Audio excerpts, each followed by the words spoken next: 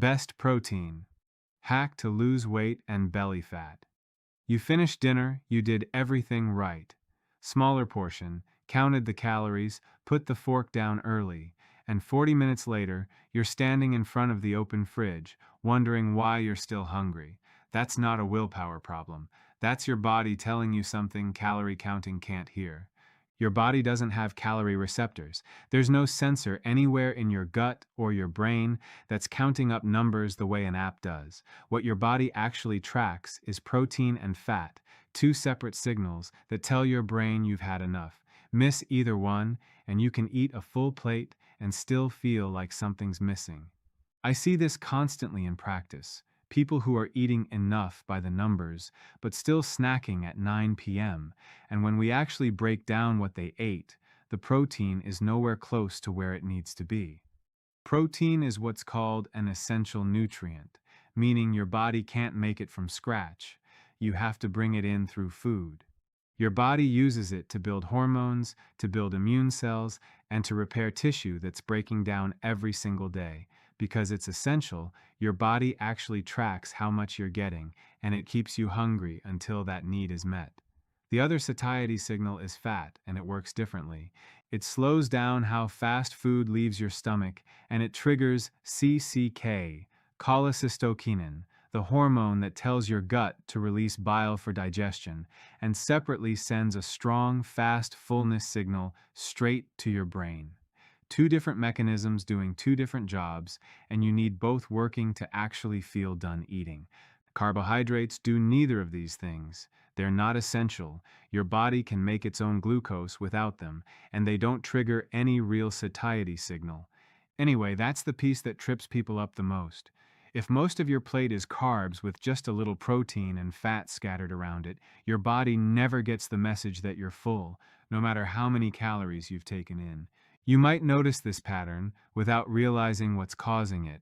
You eat a meal, you feel satisfied for maybe an hour, and then the hunger creeps back.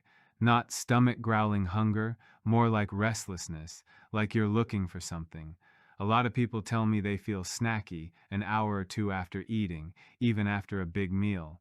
Some notice they're reaching for something sweet right after dinner, almost on autopilot. Sound familiar? And if you've ever eaten a burger and fries and felt hungry again within 2 hours, that's not your imagination. That meal is heavier on carbs and processed fat than people assume, and genuinely light on usable protein.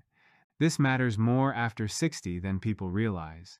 Research from institutions like Harvard Health and the National Institute on Aging has looked at how the body's protein needs actually change as we get older, not go down, but go up. You lose muscle mass gradually starting in your 40s and 50s, a process called sarcopenia, and your body becomes somewhat less efficient at using the protein you do eat, partly because stomach acid production tends to decline with age, which affects how well you break protein down in the first place. So the same amount of protein that kept you satisfied and maintained your muscle at 40 may not be enough at 65 or 70.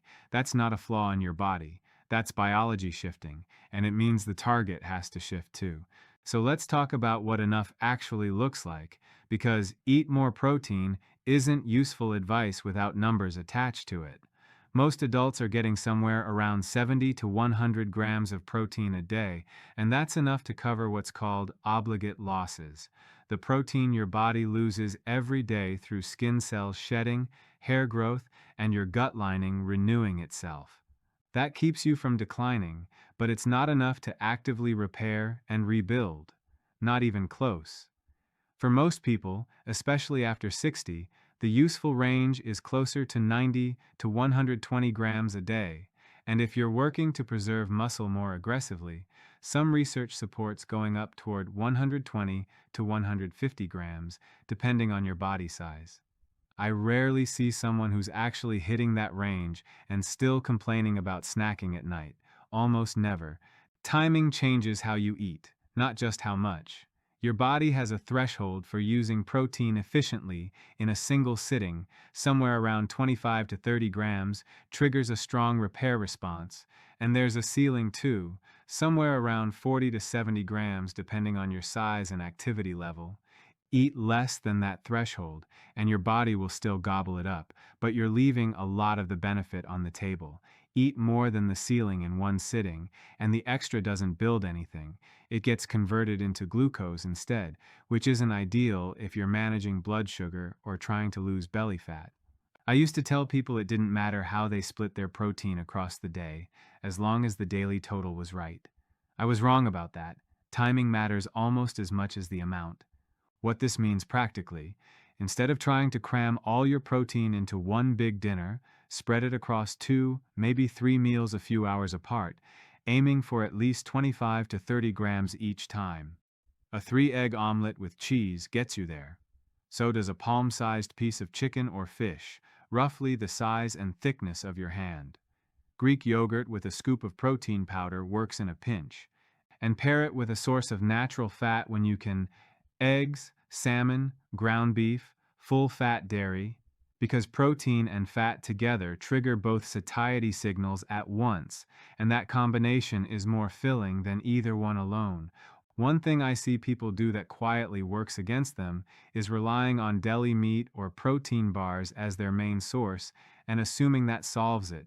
A lot of those products are diluted with fillers, and you're getting far less usable protein per serving than the label suggests. This isn't carelessness. Those products are marketed as convenient protein, and most people have no reason to question that. But it's worth checking the label next time because the number is usually smaller than you'd guess. The other thing worth mentioning is the growing interest in GLP-1 medications like semaglutide for appetite control. Those drugs work by artificially boosting a natural fullness hormone, and they can produce real weight loss.